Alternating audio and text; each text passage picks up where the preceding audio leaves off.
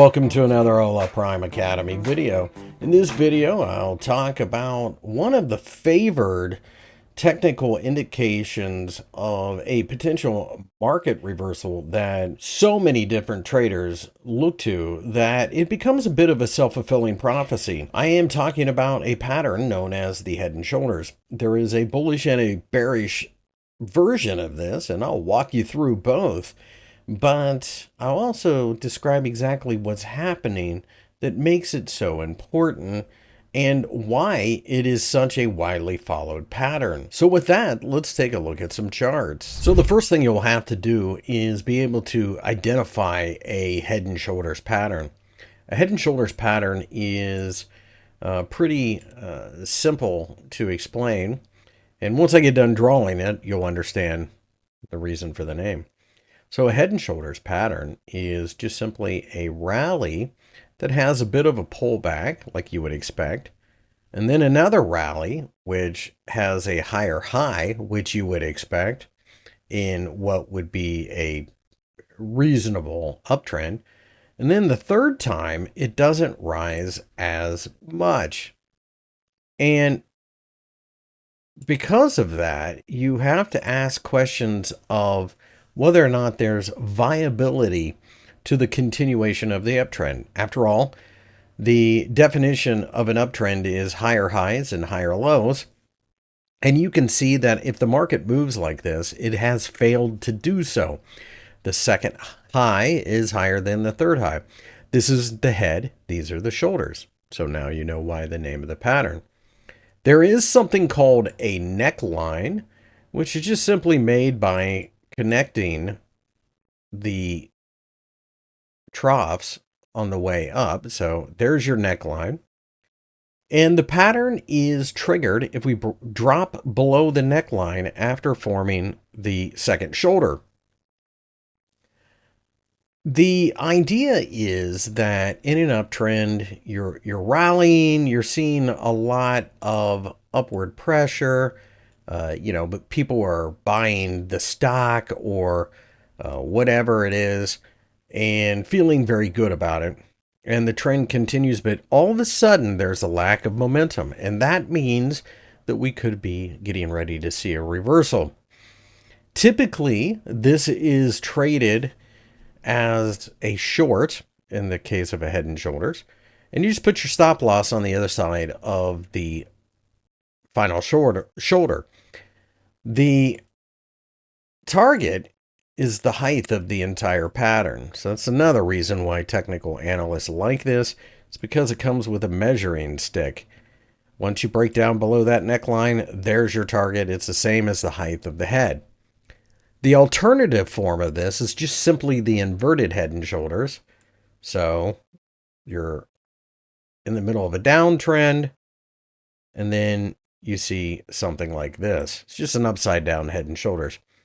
I would also point out that it does not need to be 90 degrees. It can be at an angle. And more often than not, it kind of is. It's normally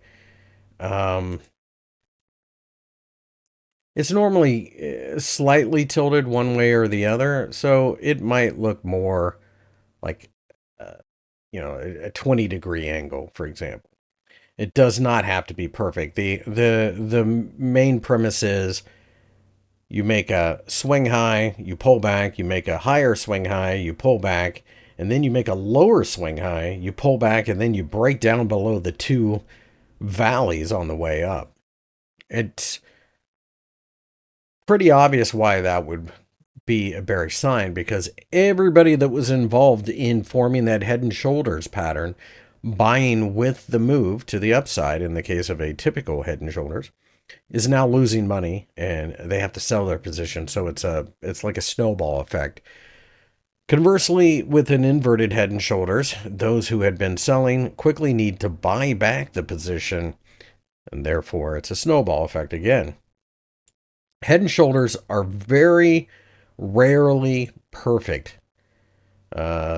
The higher the time frame, generally speaking, the better they do. And this is mainly because it takes more effort and more people are paying attention.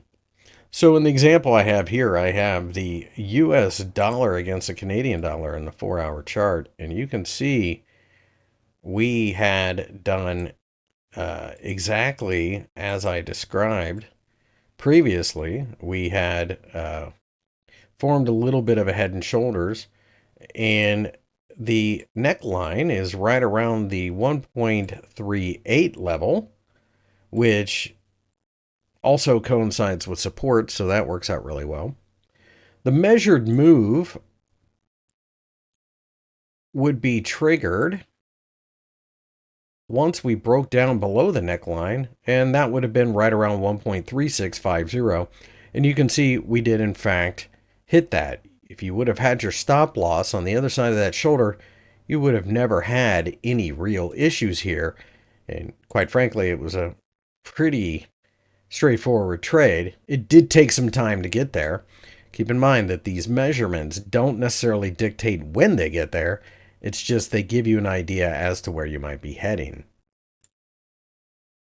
In this chart, it's the FTSE 100 out of the United Kingdom, and the UK 100 had been falling pretty significantly for a while on the daily chart, but we ended up forming a bit of an inverted head and shoulders.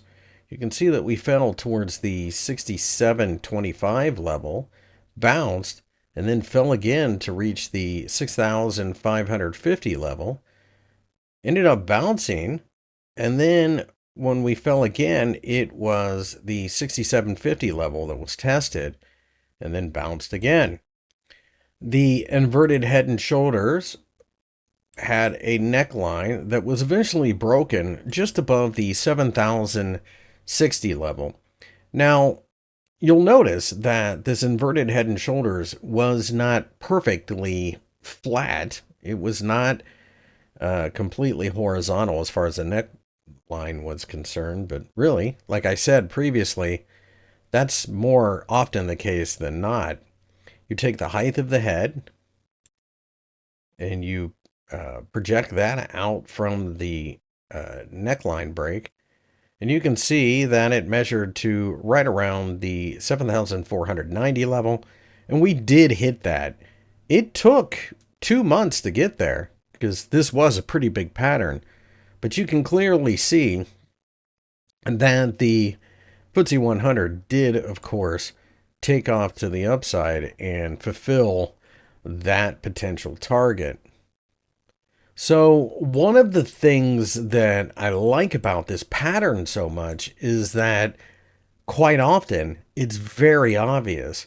And remember, you want the market to see the same thing you do as well. There are a lot of traders out there that will try to outsmart the market.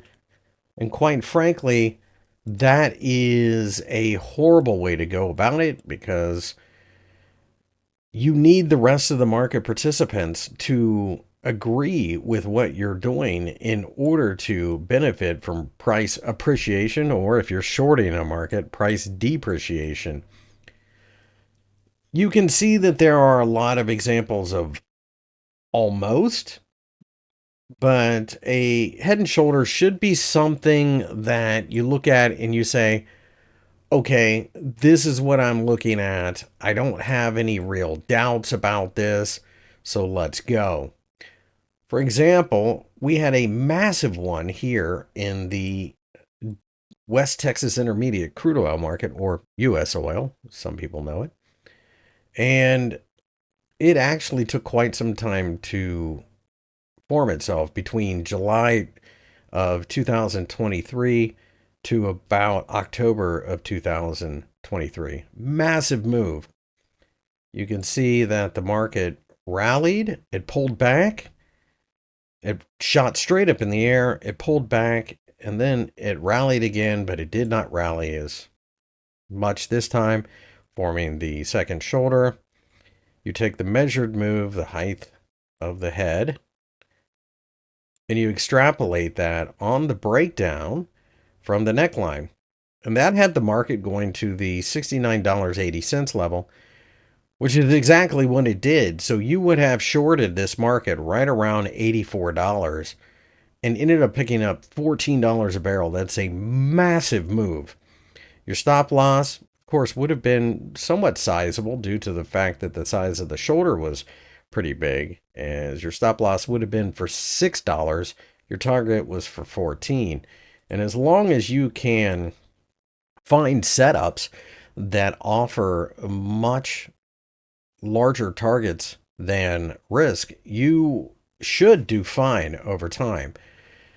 That, in fact, will give you a statistical edge, and that's one of the beauties of the Head and Shoulders pattern. It automatically locks that in by its very structure. I hope you learned a lot in this video and enjoyed. Make sure to look for these patterns on all time frames, but keep in mind the higher time frames do tend to be a bit more reliable.